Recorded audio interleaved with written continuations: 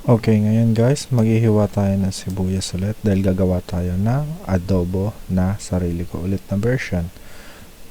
Kasi ako'y tamad, kaya ganito yung paggawa ko ng adobo. Yan, tinatatad ko muna yung sibuyas ng ganyan. Gusto ko mas marami, mas masarap. Ngayon, magsasalang tayo ng kawali. Painitin natin ang todo, tapos lagyan natin ng mantika. Tapos sibuyas, salang na natin yung sibuyas na hiniwa-hiwa natin kanina. Yan, tapos haluin natin ng konti kasi para hindi masunog. Tapos lagyan natin ng bawang, grind na bawang yan. Yan, tapos haluin natin. Yan, halo. Wow.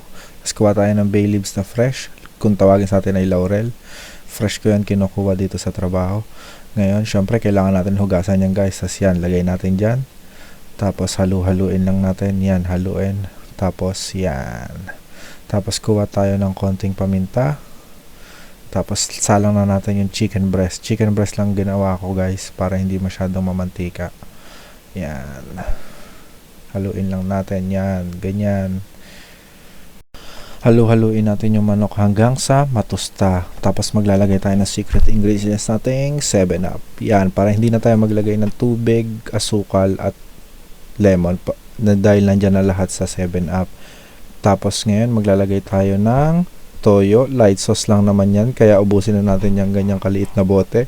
As in, hindi yan masyado maalat. Tapos maglalagay pa ako ng isang lemon na buo kasi gusto ko medyo maasim-asim. Tapos hayaan natin kumulo. Yan. Ganyan. Tapos hanggang sa maging ganyan siya, pati ganyan. Yan, mas masarap na yung ganyang part na yan. Tapos yan. Hanggang sa maging ganyan siya, pwede na natin ilagay. Maglinis muna tayo para magpe-plating na tayo ulit. Yan, para sa tatlo lang ulit yan.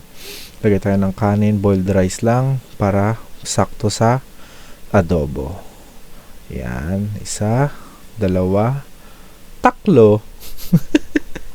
Yan, tas kakain na tayo. Titikman na natin. Sarap. Napakasarap yan guys, itry nyo rin. Is it nice? Absolutely. Fucking amazing. 10 out of 10. Good flavours. Jacob's the best chef in the world.